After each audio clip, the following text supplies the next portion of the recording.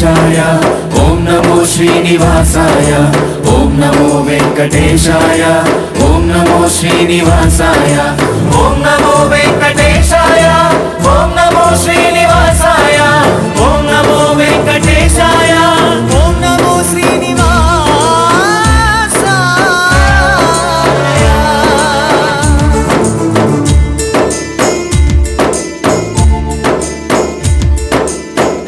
బ్రహ్మ కడిగిన పాదం